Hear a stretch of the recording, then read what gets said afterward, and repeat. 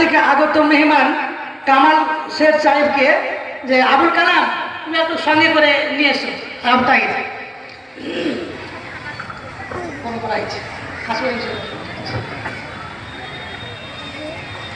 আসো। তো ওনাকে বরণ করবেন আমাদেরই মাদ্রাসার শিক্ষক এবং মাদ্রাসার কমিটি মোল্লা আবু তাহির সাহেব। মোল্লা আবু তাহির সাহেবকে আমি বলবো আপনি ডাগরাঘাট থেকে আসা সম্মানিত মেহমান কামাল শেখ সাহেবকে বরণ করবেন।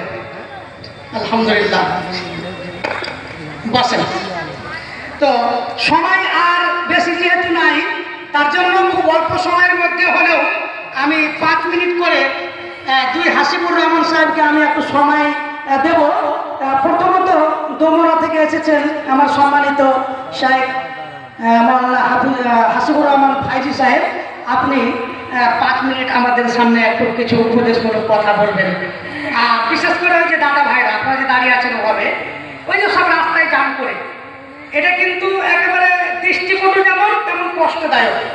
আপনারা যে ওইভাবে সব দাঁড়িয়ে আছেন রাস্তাতে, কিছু কিছু ছেলে এবং যুবক ছেলেরা, তোমাদের দায়িত্ব অন্তত লোকজনকে ওখান থেকে সরানো। তোমরা দাঁড়িয়ে আছো কেন ভাই? যারা আপনারা দাঁড়িয়ে আছেন এভাবে কেউ দাঁড়িয়ে থাকেন না, সব বসে যান আর গুরুত্বপূর্ণ কথাগুলো শুনেন। সবাই চলে আসেন ওদিকে। আসসালামু আলাইকুম ওয়া রাহমাতুল্লাহি ওয়া বারাকাতুহু। সালাম তোমরা পাওয়া না। আসসালামু আলাইকুম ওয়া রাহমাতুল্লাহি ওয়া বারাকাতুহু। আলহামদুলিল্লাহ কাফা ওয়াস সালাতু ওয়াস সালামু আলা মান লা নাবিয়্যা বা'দা। আম্মা বা'দ। আউযু বিল্লাহি মিনাশ শাইতানির রাজীম। বিসমিল্লাহির রাহমানির রহিম। ওয়াল আসর ইন্নাল ইনসানা লাফি খুসর إلا الذين آمنوا وعملوا الصالحات وتواصوا بالحق وتواصوا بالصبر. وقال النبي الكريم صلى الله عليه وسلم الدين النصيحة. قلنا لمن؟ قال لله ولرسوله ولكتابه ولأئمة المسلمين وعامتهم. জগতম সভাপতি সাহেব, ওলামায়ে কেরাম, ইসলাম দরদি ভাই, পর্দার আড়ালে মা ও বোনেরা, আল্লাহ রাব্বুল আলামিনের প্রশংসা যিনি আমাদেরকে এই পবিত্র মাহফিলে কিছু দিনই আলোচনা শোনার এবং কিছু দিন আলোচনা করার তৌফিক দিয়েছেন, তাই সকলেই বলি আলহামদুলিল্লাহ। আবার বলি আলহামদুলিল্লাহ। দুরূদ ও সালাম নবী মুহাম্মদুর রাসূলুল্লাহ সাল্লাল্লাহু আলাইহি ওয়াসাল্লামের উপর আল্লাহুম্মা সাল্লি আলাইহি ওয়া বারিক ওয়া সাল্লিম। সময় খুব অল্প, মনে মনে ভেবেছিলাম অনেক কথা বলবো, কিন্তু সময় কমের কারণে আর বড় বড় বক্তা অনেক আছে, আর আমরা আপনাদের কাছে অনেক দিন থেকে আসা যাওয়া করছি। ইনশাল্লাহ মাঝে মাঝে আসবো, কিছু আলোচনা করব। আজকে ছোট্ট একটা কথা বলি, যেহেতু বিষয় ধরে লাভ নাই। আমরা এসেছি মাদ্রাসার জালসা শুনতে। আল্লাহ রাব্বুল আলামিন সূরা হাশরে বলছেন, ইয়া আইয়ুহাল্লাযীনা আমানুত্তাকুল্লাহা ওয়াল তানজুর নাফসুম মা কদ্দামাত লিগাদ। হে ঈমানদার ব্যক্তি, তোমরা আল্লাহ রাব্বুল আলামিনকে দেখে ভয় করো এবং চিন্তা করো যে কাল কিয়ামতের মাঠে নিজের নফসের জন্য, নিজের আত্মার জন্য কি তৈরি করে নিয়ে গেছো, কি নেকি নিয়ে গেছো, এটা একটু চিন্তা করতে বলছেন। আল্লাহ রাব্বুল আলামিন আবার বলছেন ভয় করো। আর ওই লোকের মতো হলো না যারা নিজের আত্মাকে বলে ভুলে গেছে। যদি আজকে দুনিয়াতে ভুলে যায় তাহলে আল্লাহ রাব্বুল আলামিন আখিরাতে ভুলে যাবে। তো আত্মাকে চিন্তা করতে বলছেন, আত্মা সম্পর্কে, যে আপনাকে এই পৃথিবীতে পাঠাচ্ছেন আল্লাহ রাব্বুল আলামিন।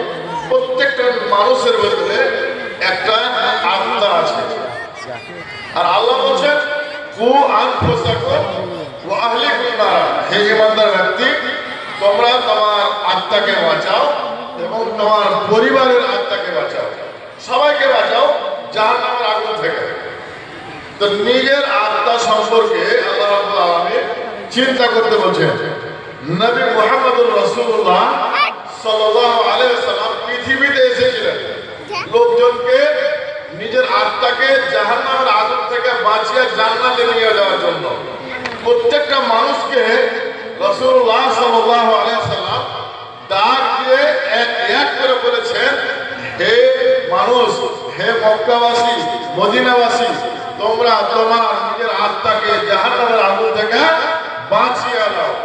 আল্লাহ রাব্বুল আলামিন নবী মুহাম্মদুর রাসূলুল্লাহ সাল্লাল্লাহু আলাইহি ওয়াসাল্লাম নিজের মেয়ে সবচেয়ে যাকে বেশি ভালোবাসেন ওকে বলছেন, ইয়া ফাতেমা বিনতে মুহাম্মদ, হে মুহাম্মাদের মেয়ে ফাতেমা, সালিনি আল মালিক ওয়াশিক, যা ইচ্ছা টাকা পয়সা ধন দৌলত চাইতে পারো, আমি তোমার বাবা, আমি দিব, কিন্তু আন বসে মিনার নার, নিজের আত্মাকে নিজে বাঁচিয়ে নাও, আমি বাঁচাতে পারবো না।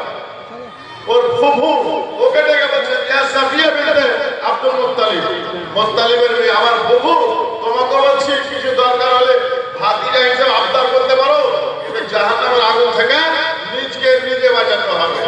এইভাবে গোটা খানদানকে ডাকতে বলছে, ইয়া বানি আব্দে মানাফ, ইয়া বানি কুরাইশ, একের পর এক সবাইকে বলছে, আনফুসু আনফুসাকুম মিনান নার, তোমরা তোমার আত্মাকে জাহান্নামের আগুন থেকে বাঁচিয়ে নাও। এক কথায় সবাইকে আল্লাহ রাব্বুল আলামিন এবং রাসূলুল্লাহ সাল্লাল্লাহু আলাইহি ওয়াসাল্লাম বারবার এই কথা বলেছেন যে তোমরা নিজের আত্মাকে জাহান্নামের আগুন থেকে বাঁচিয়ে নাও। আমরা জানি আদম আলাইহিস সালাম 1000 বছর বেঁচে ছিল, একটাই দোয়া করতেন, কি বলে? রব্বানা যালামনা আনফুসানা ওয়া ইল্লাম তাগফির লানা ওয়া তারহামনা লানাকুনান্না মিনাল খাসিরিন। আল্লাহ, আমি অত্যাচার করেছি আমার নফসের উপরে, আমার নফসকে যদি আপনি ক্ষমা না করেন তাহলে জাহান্নামে যেতে হবে। তাই আমি আমার আত্মা নিয়ে আমি চিন্তিত হয়ে আছি। আবুল বাশার নবী হওয়ার পরেও প্রত্যেকটা নবী নফসি নফসি নফসি, এর মানে নিজের চিন্তা। তাই মানুষ কতদিন ভুলে থাকবেন আপনাকে বলে, কতদিন নিজকে ভুলে থাকবেন? যখন কবরে যাচ্ছে যেছে তখন আপনি চিন্তা ভাবনা করছেন কোনজন চলে গেল, কিন্তু খেয়াল করেছেন ওর নিজের আত্মাটা নিয়ে চলে গেল। সাজা নেবে কে? ওর আত্মা। ভালো করবে কে? ওর আত্মা। মানে আমিলা সালেহান ফালিনাফসি, ভালো করবেন আপনার আত্মা ওর লাভ পাবে। ওমান আসাফা আলাইহা, খারাপ করবেন ওর সাজা আপনাকে নিজকে নিতে হবে। যার কারণে আপনি দুনিয়াতে ভুলে যেন নিজের আত্মাকে বলেন, নিজের আত্মা নিয়ে গবেষণা করেন, চিন্তা ভাবনা করেন। আল্লাহ বারবার বলছেন, ওয়াফি আনফুসিকুম আফালা তুবসিরুন, তোমার আত্মাটাকে তুমি চিন্তা ভাবনা করো না? খুব ঘুরে বেড়াচ্ছ, দুনিয়াদারিতে মেতে থাকছো, কতদিন থাকবা? একদিন সোজা হয়ে নিজের আত্মাকে চিন্তা ভাবনা করতে হবে। তাই আমি বলবো এই মাদ্রাসা লাগু করেছে কিসের জন্য? আপনি যদি নিজের আত্মাকে হেফাজত করতে চান তাহলে মাদ্রাসার সাথে কোরআনের সাথে সম্পর্ক জোড়া, তাহলে আপনার আত্মাটা শান্তিতে থাকবে। আর আপনি যদি মাদ্রাসার সাথে সম্পর্ক না জোড়াতে পারেন, আপনার ছেলেপেলেকে যদি দিনদার না বানাতে পারেন, তাহলে আপনার ছেলেপেলে কোথায় যাবে? জাহান্নাম যাবে। আত্মাকে বাঁচাতে পারলেন না। আল্লাহ রাব্বুল আলামিনের কাছে দোয়া করি, আল্লাহ রাব্বুল আলামিন আমাদেরকে সবাইকে নিজের আত্মা নিয়ে চিন্তা ভাবনা করার তৌফিক দেয়। বলুন আমিন। আমাদেরকে সবাইকে আল্লাহ রাব্বুল আলামিন ছেলে মেয়েকে দিনদার বানাবার তৌফিক দেয়। বলুন আমিন। আসসালামু আলাইকুম ওয়া রাহমাতুল্লাহি ওয়া বারাকাতুহু। ওয়া আলাইকুম আসসালাম। জাযাকাল্লাহ।